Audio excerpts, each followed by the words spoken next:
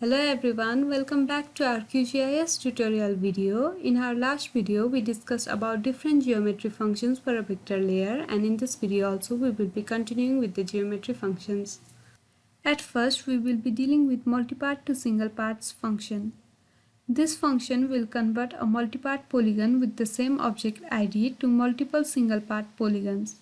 This will separate all polygons even if non-contiguous, and this has ability to create simple polygons and lines from the multipart polygon. In order to use this function, I have already loaded the multipart layer. Here, let's check the attribute table. We can see only one feature here.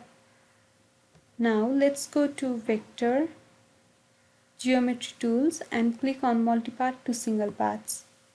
Now in input layer we need to select the multipart layer and then let's save it to our computer. Click on save to file, single paths layer and save. Click on run. Now let's check the attribute table of the single paths layer. Open attribute table. Here we can see three different features. This is how multipart to single paths feature work. In the similar way, we can convert the single paths layer into multipart as well by using a single paths to multipart function. This function will merge multiple single part features that may be lines, polygons or point into one multipart feature. Let's try this function. I have already loaded a layer containing single paths. Let's check the attribute table. Here we can see total 2 features. Now let's go to Vector, Geometry Tools, Single Paths to Multipart and input layer as the single paths layer. We need to provide a unique ID field here, which is first restrict in this case. And let's save it.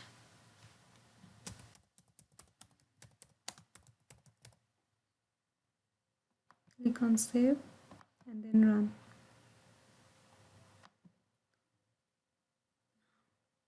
Let's check the attribute table. We can see only one feature. In this way, we can convert single paths layer into multipart. Now we will be discussing about another geometry function, that is simplify geometries. Simplify geometries function will allow you to change the shape of complex polygons into simpler forms. In order to use this function, I have already loaded a polygon layer containing irregular geometries. Now go to Vector, Geometry Tools and click on Simplify Geometries. And in input layer, you need to select the layer whose geometries should be simplified and set the tolerance to 1 and save it to your computer.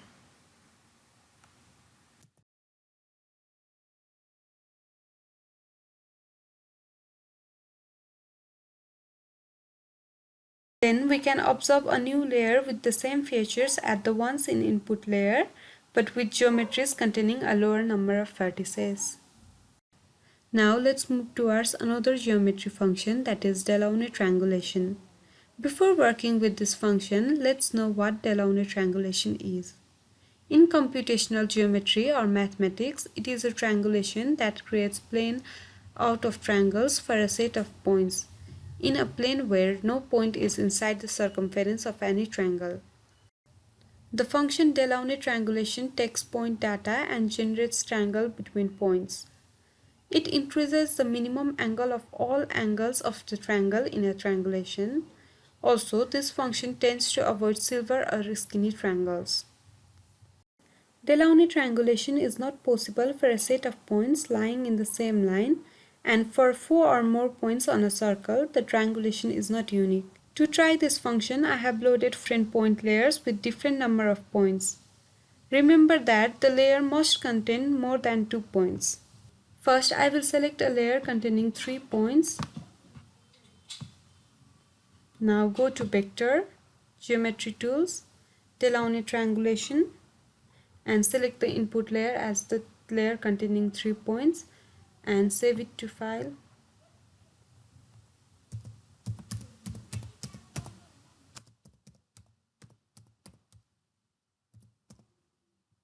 Save and then click on run. We can observe a single triangle for this layer. Now let's try for 4 points.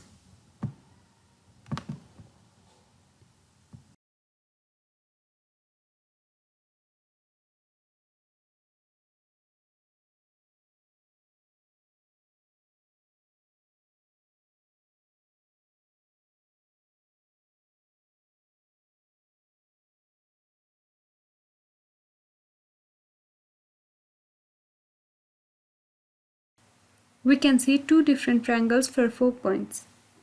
Likewise, let's try this function for a layer containing 5 points.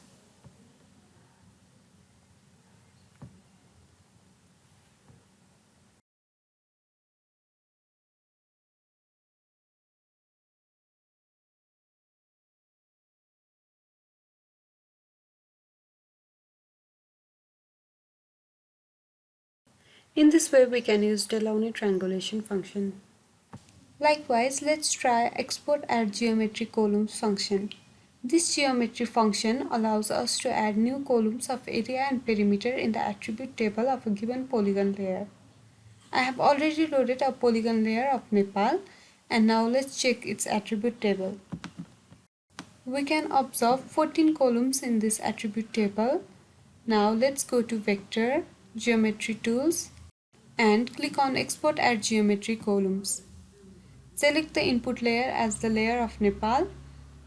We can calculate the area and perimeter by using layer CRS, project CRS, and ellipsoidal.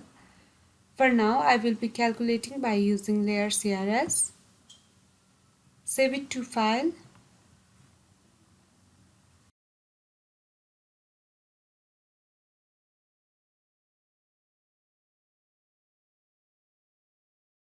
A new layer can be observed in the map canvas with the same features as the previous one.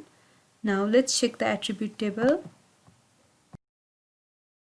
Here we can notice that two new columns of area and perimeter have been added to the attribute table. Now let's move toward the last geometry function, that is Voronoi polygons. This function takes a point layer and generates a polygon layer including the Voronoi polygons based on the input points. Any location within a Voronoi polygon is closer to the generating point than any other points. Voronoi polygons are also known as Dirichlet regions and Thesson polytopes. Now let's load a point layer to use this function. Remember that you must have more than 3 points to create Voronoi polygons.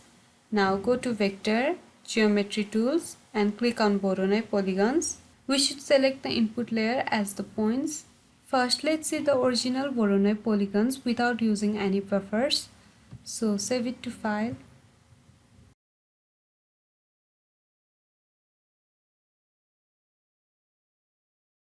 And click on Run. Here we can see Voronoi polygons for each point. When you are using this function for any analysis, you can set the buffer as required. Now let's go to Vector, Geometry Tools, Voronoi polygons, and set the buffer to 20%.